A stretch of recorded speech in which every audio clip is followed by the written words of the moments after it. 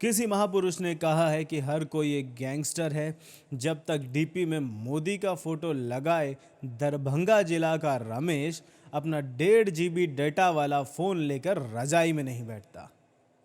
1 अरब की ये जनता social media पर ट्रेंड चलाकर किसी छोटे मोटे देश के 3 मंत्रियों को मंत्रिमंडल से हटवा सकती है, वेबसाइट को हैक कर सकती है, वहाँ की सरकार और राजनयिकों को घुटनों पर ला सकती है और देश की जीडीपी 20% तक गिरा सकती है।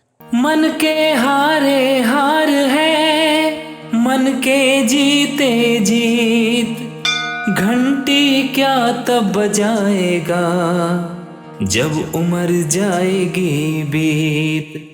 जय श्री राम दोस्तों। किसी दूसरे महापुरुष ने कहा है कि विपक्ष को इवेंट्स करने पड़ते हैं जबकि प्रधानमंत्री मोदी खुद एक इवेंट है। और आईटी सेल के प्रकोप का खतरा मोल लेकर मैं ये कह रहा हूँ कि इसमें खुद पीएम को या भाजपा को कुछ खास मेहनत करनी नहीं पड़ती। केवल अंध विरोधी को मोदी के बहाने देश और देश के बहाने हिंदुओं से अपनी घृणा प्रदर्शित करके औकात दिखानी होती है। और फिर तटस्थ हिंदुओं का वो समूह जो पीएम के न्योते पर पीएम आवास जाने में भी 2 बार सोचे कि कहीं उस दिन आईपीएल का कोई मैच तो नहीं है, वो अपने हथियार लेके उतर जाता है। और जिस तरह मजाक मजाक में भारत में सरकारें बनवा देता है, इस बार मजाक मजाक में पड़ोसी देश के 3 मंत्रियों के विकेट गिरा दिए। तो कहानी शुरू होती है लक्षद्वीप से। पीएम मोदी गए वहाँ घूमने और घूमते हुए उन्होंने लक्षद्वीप के बीचेस पर कुछ फोटोज खिंचवा लिए। जैसा कि मोदी जी के फोटोज पर होता है, कुछ लोगों ने उसकी तारीफ करी और कुछ लोगों ने उसमें बुराई ढूंढी। वरिष्ठ पत्तलकार अजीत अंजुम ने इसकी ये कहकर आलोचना कर दी कि मोदी जी तो कहते हैं कि उन्होंने 21 साल में एक भी छुट्टी नहीं ली, तो बीच पर टहलकर ये कौन सा काम कर रहे हैं। इस पर आईटी सेल वालों ने इसकी उपयोगिता और सामाजिक महत्व हिंदी में बोले तो डिप्लोमेटिक इम्पोर्टेंस भी समझा दी। ये सब प्रकरण तो वैसे ही हुआ जैसे मोदी जी की हर दिनचर्या पर होता है, लेकिन ऐसे में एक अबोध महिला ने उड़ता तीर ग्रहण कर लिया। ये महिला थी मालदीव्स की आईटी मिनिस्टर मरियम शिवना। क्या जोकर है, इजराइल की कठपुतली नरेंद्र मोदी लाइफ जैकेट के साथ। इस नफरत की भी एक वजह थी, या कहें वजहें थी। पहली कि चोर की दाढ़ी में तिनका, मतलब चोर के बुरके में तिनका।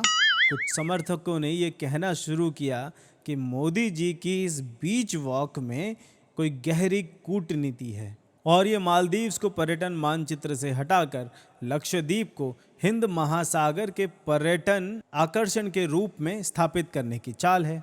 तो ये सत्य तो हो सकता है, पर इतना गहरा तो मोदी जी ने भी नहीं सोचा होगा। लेकिन चोर के बुरके में तिनका दिखा तो चोर बौखला गया। दूसरा कारण ये कि चीन की कठपुतली बना मालदीव्स उसे खुश करने के लिए सोच बैठा कि हमारा क्या चला जाएगा, मोदी और भारत को 4 गाली दे देंगे तो मालिक खुश हो जाएगा। अच्छा, विशेषकर तब जब उनके राष्ट्रपति चीन की यात्रा पर जा रहे थे, चीन के डाले हुए टुकड़े उठाने। और तीसरा कारण कि मालदीव्स की जनता एक मजहब विशेष को मानती है, शांति प्रिय मजहब। बस इतने कारण काफी हैं मोदी देश और धर्म को गाली देने के लिए। लेकिन वो भूल गए कि नया भारत है, भारत में सर्दियां चल रही हैं और अंबानी ने करोड़ों भारतीयों को 1.5 GB डेटा दिया हुआ है।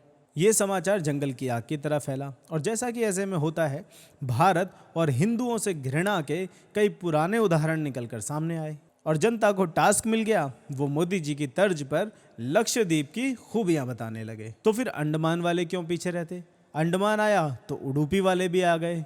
उडुपी के आते ही गोकर्णा और कोंकण वालों को भी याद आया कि हमारा कोंकण मालदीव से कम है के। भारत भ्रमण सोशल मीडिया पर बैठे बैठे हो गया। उसके बाद अगले चरण में किसी ने एक स्क्रीनशॉट लगा दिया कि मैंने मालदीव्स की बुकिंग कराई थी, अब कैंसिल कर दी। बस इतना देखकर लोगों को फोमो होने लगा कि देश के लिए योगदान देने की बात आई है, हम कैसे पीछे हट जाएं। और एक के बाद एक लोगों ने ऐसे स्क्रीनशॉट डालने शुरू कर दिए। अब यहाँ पर एक कंपनी ने भी अपनी स्मार्टनेस दिखा दी। ईज माई ट्रिप नाम की एक कंपनी है जिसका ऑनलाइन ट्रैवल क्षेत्र में लगभग 5% का योगदान बताया जाता है। उसके सीईओ प्रशांत पिट्टी ने कहा कि मालदीव्स के अधिकारियों द्वारा पीएम मोदी की आलोचना के चलते वो अपने प्लेटफॉर्म से जितनी भी फ्लाइट टिकट्स मालदीव्स के लिए बुक की गई हैं उन्हें रद्द करते हैं। इस एक कदम से उनका लाखों करोड़ों का नुकसान भले ही हुआ हो, लेकिन करोड़ों अरबों के विज्ञापन जितना प्रमोशन मिल गया। कंपनी के शेयर में 6% की बढ़ोतरी हुई है। इतना सब कुछ चल ही रहा था कि भारत सरकार ने भी सोचा कि चलो थोड़े मज़े ले लेते हैं। फिल्म स्टार्स और क्रिकेटर्स द्वारा पोस्ट किए जाने लगे। कोई लक्षद्वीप की तारीफ कर रहा था तो कोई सीधा सीधा मालदीव्स को बॉयकॉट करने की अपील कर रहा था। घबराए मालदीव्स ने अपने 3 मंत्रियों को पद से हटाया। मालदीव्स ने एक बयान जारी किया और इस घटना पर खेद व्यक्त किया। सुबह होते ही मालदीव्स के भारत में राजनयिक साउथ ब्लॉक पहुंचे, लेकिन घड़ी देखकर 4 मिनट में ही उन्हें वापस भेज दिया गया। यूं तो मालदीव्स घुटनों पर आ गया है, लेकिन दुनिया को भी ये संदेश मिल गया है कि सूचना संग्राम के इस दौर में कुछ भी करने का, रमेश से पंगा नहीं लेने का। चित्रकूट में आज हम सुनेंगे अरण्यकांड दोहा संख्या 33। श्री राम ब्राह्मणों की महिमा बताते हुए कहते हैं, मन क्रम बचन कपट तज जो कर भूसुर सेव, मोहि समेत बिरंची शिव बस ताके सब देव। मन वचन और कर्म से कपट छोड़कर जो मनुष्य ब्राह्मणों की सेवा करता है, मुझ समेत ब्रह्मा और शिव जी आदि सभी देव उसके वश में हो जाते हैं। राष्ट्रनीति का आज का ज्ञान है भोली जनता के नाम। कुछ लोगों को मालदीव्स पर अभी से दया आने लगी है। वो कह रहे हैं छोटा सा देश है, भारत पर निर्भर है, माफ कर दो। लेकिन शायद वो ये भूल रहे हैं कि जो जिहाद और चीन के संक्रमण की चपेट में आ जाता है उसका इलाज फिर अच्छे से करना पड़ता है। आज ये जनता का गुस्सा देखकर पूंछ हिला रहे हैं, लेकिन कल ये आपको अकेला देखकर काटने दौड़ेंगे। ये वही देश है जहां से प्रति व्यक्ति औसत से विश्व में सबसे ज़्यादा लोग आईएसएस के लिए जिहाद करने जाते हैं। इसलिए अंतर्राष्ट्रीय योग दिवस पर देखिए ये कैसा अतिथि सत्कार कर रहे हैं।